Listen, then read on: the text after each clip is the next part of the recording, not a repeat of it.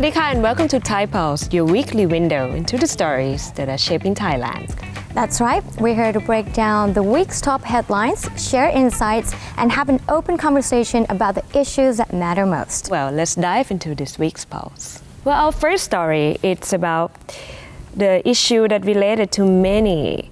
It's a no-brainer that the Chinese EVs are very popular now. So there's a survey, a report from Ipsos. Ipsos is a multinational market research and consulting firm. They just released a report pointing out that the car industry in Thailand is at a pivotal point because the electric vehicle market experiencing a significant surge, but the overall trend, it's in a downturn, so it's quite contradictory, right? It's a very interesting report. So it says that Thailand's car market has dropped to its lowest point since 2009, mostly because of issues like household debt and lending rules from the financial institution, and people could not take as much loan as before, right? But despite that, the EV market is still growing, very, very growing. In the first quarter of 2025,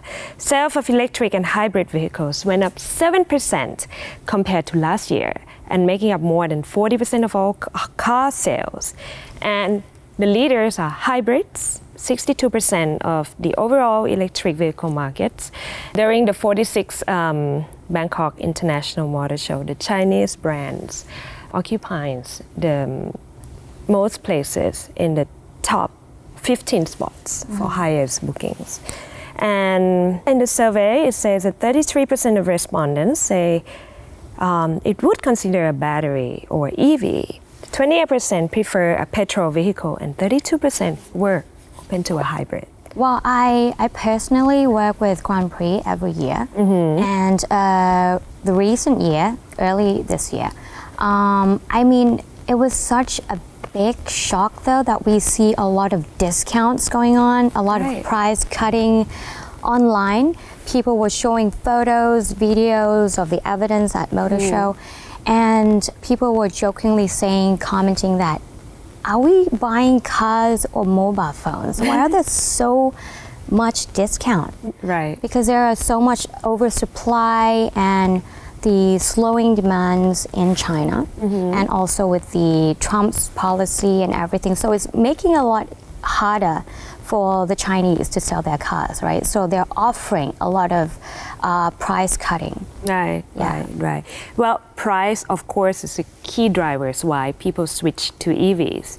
According to the report, 5 top key drivers are price and value, as you say, environmental concerns, superior technology, and better driving experience. So I'm sure many people switched from petrol car to the Chinese cars because of the price. But it also, there are also challenges, right? People are worried about range and battery anxiety, safety concerns, total cost of ownership, insufficient charging stations, and resale value, because the EV cars are not like the normal cars, the petrol cars, that when you resell, the price drop very much. Because the EV car is like, in a way, it's electrical devices, right? The depreciation, it's of course higher. Well, for the price war that you mentioned, I found a very interesting article from CNN. Well, the article is talking about the cutthroat price war at home, which means China, which could kill off many of its brands. So this article mentioned the owner of a social media ad agency. He got a deal with one of the used to be major Chinese EV cars in China, and he thought that the future was going to go well. So he poured his money. He accepted a very lengthy delay in payment terms because he was thinking that it was going to compensate later. But then it plunged, and now that company was closed. So this is, the article mentions that this is such a good example that it doesn't matter which, if the company looks beautiful from outside, it's not a promise that it's going to work, right? Especially with the EV cars in China, which is quoted facing very disorderly competition. So when there are too many cars, everything is oversupply and the demand is not enough. The companies go into the dangerous zone, which is a price war. Yeah. So who could sustain is the one who have most investment, the one who have most money in their pockets. Yeah. Right. Yeah, and that is it's becoming very unhealthy, I guess. Yes, and there's been a recent research lately. A lot of customers are saying that they don't really care much about the cars now, but what they care most is the after-sale service. Because, you know, everybody wants to sell the car, offering discounts, but after the sales, they're like gone. Yeah. That's one of the concern that Thai consumers are worrying, and also the quality. I'm not saying that the Chinese cars doesn't have enough quality, but some of them are offer very high quality, right? But in these articles, they say that the fact that the suppliers are being squeezed in their necks, you know, to cut the price. So they need to cut wages. They even need to lower the quality of the car parts, and that comes with the problem. Yeah. So it's really unhealthy sphere, and it goes like a vicious circle, right? And the one that affected the most, I think, is the consumers. Yeah, it's the consumers. And EV cars are like mobile phones, smartphones. Yeah. You need to keep updating it, but sometimes after you bought the car and then the after sales gone, and you found out later that your smart key doesn't work Right. because it doesn't update anymore. So, you know, there's a lot of concerns going on. So that's a lot of problems for consumers to think about. Yeah. Do you drive? Yes, but rarely though. Because of the traffic. Yes, and I'm not good at it, so you know. You're not good at driving. No. Well, personally, I was looking for a new car like 2 months ago, and I really paid more attention to the Chinese car because of the options that they give, like the design of the car, which some of them are very pretty, right? Yeah. And the price is very competitive indeed. But at the end, I haven't chosen yet. Yeah, for me, I'm more interested in hybrid cars. Hybrid cars. Yeah. Because you're concerned about the charging stations? That too, and I think EV personally is not that reliable when I make Not research yet. And I think hybrid seems to be more promising. For me personally, no. Right. And I mean, EV is not exactly environmental friendly. If you make more research, a lot of people think that EV might be good for the environment, might be for the air, but let's think about the batteries. What do we do with them after that, right? Okay, so our next story is about rabies, which are spreading across Bangkok and Samut Prakan province right now at this very moment.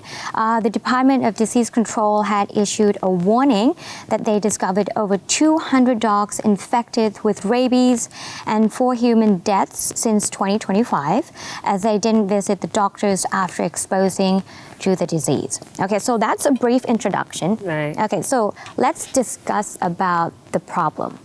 I mean, I made some research, some Googling, and I found a very surprising facts actually, that 70 to 95% of human rabies deaths are caused by the stray dogs. Right. So it's 70 to 80? 95%. Caused by the stray dogs. Yeah. Right? Yeah, the stray dogs is a problem. But I think there's a new law, right, issued by the governor of Bangkok that we need to register the pet. And also the size of your resident matters as well, on how many dogs you are having, you're raising. Yeah, the size of the resident, and you need them to be microchipped. Yeah. I think. I mean, that's good. You understand the concept, right, in microchip? But I mean, I look at the video, I didn't know what it was, right? And I look at the video in TikTok, and it's interesting because you kind of have your pet just vaccinated, and there's a little chip,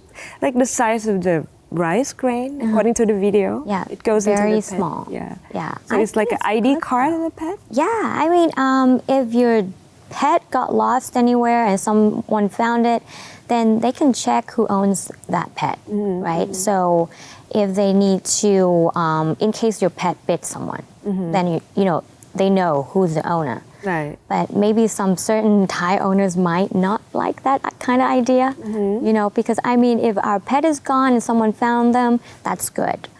But if they bit someone, that's not good news for the owner. So I mean, it's also the responsibility of the Yeah, it's owner to responsibility. have their pets vaccinated as well, right? But going back to the microchip, I know that there are many countries that are doing that right now. Yeah, just to get rid of the problem of the stray dogs. Yeah, I think it's a good step for Thailand to be in that stage. It's safer for everybody. You know, I mean, I love petting stray cats and dogs. You but have a pet? Do you yes, have a pet? I used to have 2 cats, but now just 1 though. Right. The first one passed away a few months ago. Yeah, so I love pets, and I used to love petting stray cats and dogs. But you know, as I get older, we have to be very careful. And with the facts that I just found out, we got to be more cautious about it. It's kind of funny because when I made my research on this story, I saw the government's ordinance about this microchipping stuff. They require people to have their pets microchipped, right? And many Thai media, well, in the law, it uses the word pets, but many Thai media use the word cats and dogs, right? So it kind of made me think, okay, pets and dogs are microchipped easily. What if other pets, like snakes? Exotic pets? Yeah, exotic pets. How are they going to be But I mean, microchipped? snakes should be microchipped though, Yeah, because some owners, sometimes, you know, like during the pandemic, people release their pets, their exotic pets, and that's not good for the, I mean, the natural, the origin nature of that place, you know, because maybe that kind of snake is not originally from that country. Right. So it's not going to be good for the other snakes that are already in our country, right? And also it's not safe for everybody as well. So getting snakes or exotic pets to be microchipped, I think it's a good idea as well, not just only for cats and dogs. Yeah, right. Well, another topic, it's about the outbreak too, but this time it's among the children. Well, there is now that the RSV or respiratory syncytial virus is spreading now among the children. Actually, it comes every season, rainy season though, and it's a headache for the moms and the dads, the parents, right? So what is the RSV virus exactly? It's a common respiratory virus that infects nose, throat, and lungs. So when you get it, if you have mild symptoms, it kind of feels like you have a cold. And it can lead to the inflammation of the small airways of the lungs and even a pneumonia. So this virus is very dangerous among children below 3 years old and also the elderly. Those are people in the risk group. As of September 20th this year, there are 16,145 patients. Majority of them are small children from 0 to 4 years old with 2 deaths. Yeah, but fortunately, there's a new vaccine released. And for children from 12 to 24 months old, you need 2 jabs, and also the elderly. And they have it for pregnant women as well, so she can pass the immune to the baby. But unfortunately, the vaccine is not free. Yeah, and according to my research, it costs from half to twice the average salary of the Thai people, which is quite a lot. And but many countries in the world now are offering this vaccine for free because it comes every season, and for the small children and for the elderly, it's quite a dangerous disease, right? Yeah, so it's a very serious problem, I'd say. Yeah, right? And I'm seeing numbers on my screen right now, and it's a very high number. I mean, it's approximately average 9,000 to 12,000 baht. For the type of people, that's like their entire salary. Yeah. But so And if you need 2 jabs, the price is going to double, right? Yeah. Right. Yeah. So if you have children in Thailand, you have, of course, fundamental list of vaccines that you can get for free at the government institutions, the government hospitals. But the ISV doesn't go in it. Yeah, so it doesn't cover. So the children don't get the vaccine. They're sick, they're hospitalized. The parents pay big bills for the hospitals if you go to the private hospitals, or they wait very long time if they go to the government hospitals.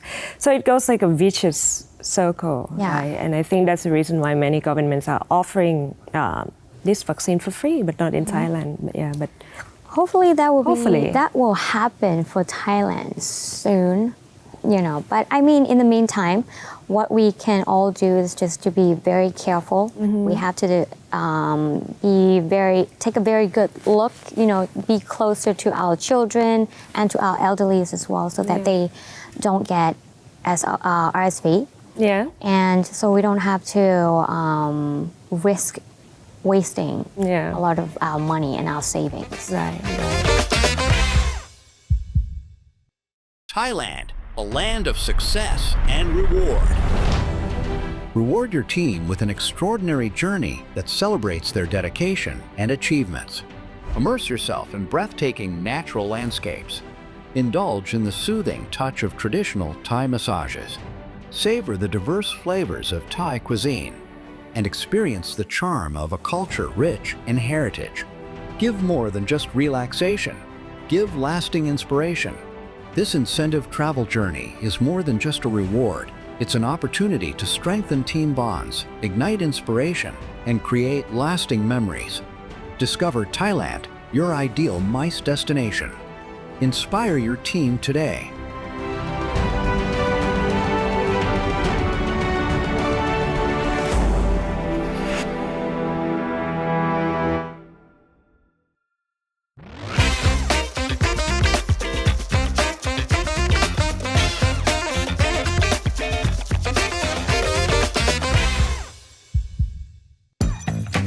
Welcome back. During the last break, we discussed issue that affected parents, right? And the big expense the parents have to bear. So this break, we're going to discuss about the result of such thing. Yeah, which is the lowest birth rate that is happening in Thailand in 70 years. Yes, so right now the Ministry of Social Development and Human Security revealed that in 2024, Thailand faced the lowest birth rate in 70 years. Only 460,000 were born. If to compare the birth rate during the year 1963 to 1983, over 1 million babies were born. Yeah. So, I mean, comparing the numbers, that is a big gap. And since 2024, Thailand has officially become a fully aged society. Meaning that, meaning that over 1/5 of the population, around 20.7 million, are elderlies. That actually puts Thailand 17th in the world for countries with the highest proportion of older people. I mean, looking at the numbers, it makes me feel sad in a way. Yeah. Like being old, being healthy and old. Being senior, don't use the word old. It's like, I'm the problem now. Yeah. And I mean, think of our generation. We're going to be old one day. And they're going to see us as a problem. Yeah, but So that's sad. the saddest thing, I think, this number is not going to be better, right? Because according to the article, it's expected by 2033, nearly 3 in 10 Thais will be elderly. Yeah. It's shocking. That's us. It hurts. Yeah, it hurts. And 28% of the population, which is 20% of the population. Wow. It will be super aged society then. Well, I mean, it's understandable, right? Because people know how to take better care of themselves. We have a lot of dietary supplements. People are more health conscious now of what to eat, to work out more. So they tend to live longer, healthier. But it's bad news for the younger generations. Though. Yeah. It's like we have to give more taxes to take care of the elderlies. I mean, that's the thing that we need to do, but it's going to be a problem because there are, low number on birth rate. Right. And there are a crucial number for the working classes. But if we have less working classes but more elderlies, it's not balanced. So that's going to create problem for the society as a whole. Right. In 2024, 3 working age people are responsible for supporting 1 elderly person. In 2044, this dependency ratio is expected to drop to just 2 working age people per elderly person, which serves as a strong warning that Thailand's economy, welfare system, and families will face enormous pressure. Yeah, talking about the pressure, it kind of reminds me of, there's a term, the sociology term called sandwich generation. Yeah, so the sandwich generation, it represents the population aged 30s to their 40s, that they're in between taking care of their own children and their own parents. So they are facing pressure from all sides, and they're in the middle. So they're like pressed like a sandwich. Yeah, I think it also affects mentally too, not only physically, economically, socially. Mentally. Yeah. That's why mental illness is a serious issue nowadays too, right? Like, I want to have a future, I want to have a family of my own, but at the same time, I should not forget about my parents who raised me. I wouldn't say that's a burden, but it's very difficult to prioritize on which we should prioritize first. Right. These are my family, these are my parents, like what to do, and the expenses is higher every day, but the salary is not going anywhere. Yeah. So the next topic, our topics have been quite serious, so let's talk about lighter thing now. It's about Bangkok's new landmark, Talat Phlu. I'm sure many people heard. Have you? Have you been? I've watched from the movie. I haven't personally been there. I actually planned to be there yesterday, but I was too caught up in other things, so I didn't. But I saw the Talat Phlu from a movie.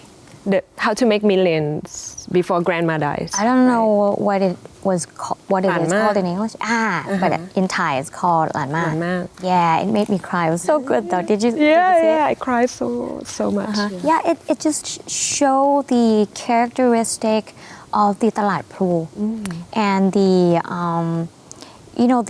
beautiful side that most even Thais might haven't seen it or might not even notice it, but when the movie portrays the Talat Phlu in that way, just makes it a lot more charismatic, I would say.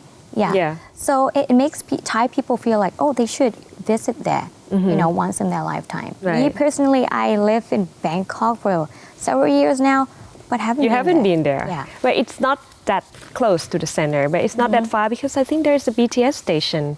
So it's located just west side of Chao Phraya River. So you go a bit from Sathorn, and after I think 4 to 5 more stations, you reach the BTS Talat Phlu station. But I agree that it's very charming because this small community, 1 to 2 story houses located just in the middle of the train station. And in the movie, it portrays the railways with the houses around. So why do I say that this is Bangkok's new landmark? Because last week, Bangkok Metropolitan Administration opened a new construction project. It's building a 100-meter long pedestrian bridge from the Bangkok Yai Canal, because this community is just located beside the big canal, Bangkok Yai, right? So this bridge will cross that canal, link to Talat Phlu, right? And the Bangkok governors say that the bridge is designed based on universal design concept. It means that everybody can use it, including the invalid, the elderly, general public in general, right? And the governors say that Bangkok aims to transform Talat Phlu in a new landmark of the city, not only as economic hub, but also a recreational and tourist area accessible to everyone. That's good news. I mean, it's easier to access, but hopefully once it turns into another tourist attraction, the price won't go up. Yeah, and the scenery, I hope it doesn't Yeah. change Yeah. that much. Okay, so we still have a few minutes left. We have another story that we want to discuss about. Yeah. It's about manifestation, an idea about manifestation. So they said that Thai Gen Z embraces manifesting trend on Tinder. You know Tinder? Yes. I think everybody is familiar with the app. Well, there are new apps. There are new apps, right? But some people are still using Tinder. And I mean, personally, I don't really get the idea of manifesting. But I mean, I know that, you try to attract positiveness into your life. But personally, I don't really get it 100%. But I mean, everybody is trying to look for good vibes, positive vibes, and they're putting it on their profiles, especially if you're on Tinder, and you would specifically mention it on your profile that, hey, I'm looking for good vibes, positive energy only. If you're not that kind of person, then bugger off. All right. But they put the word manifestation in their profile, or Not the word. They just put on like good vibes only. because manifestation and energy is kind of like the same thing. It's like an idea of attracting like positive vibes. Right. Have you been manifesting? Manifesting, like I You don't said understand earlier, I it. don't really get the idea. So, and I'm too caught up in doing a lot of things in my life. Like most of the time, Like I'm manifesting, arguing right? with myself Right. inside my head, like how to control my eating and stuff like that. So I don't really have the time to manifest in that idea, I guess. Right. Well, What about you, though? Of course I do. Well, I learned about it, especially when I made my research for this program, right? So manifesting, there are two terms that people are often associated with. The first term, it's about the spiritual term. So they relate manifestation to the energy, the power of universe. So you manifest what you want to the universe, and if you manifest it right, the universe give it to you. That's the spiritual side. But there is the scientific explanation, which I more or less agree with it. That when you manifest, actually you do it through certain processes. Some people use vision board, some people meditate, and they visualize who they want to become, what they want in their head, right? So after you do that, the brain releases chemicals to make you focus on what you want, because actually the brain doesn't differentiate your imagination or a real situation. So when you think about what you want, you're very excited, you're very happy, and that makes the brain understand that actually it's a true story. Yeah. So when this chemical is released, you're more focused on what you want, and you do anything to get what you want. So in your that manifest way, is true. I am manifesting. Yeah. That's Is using Pomodoro on YouTube manifesting?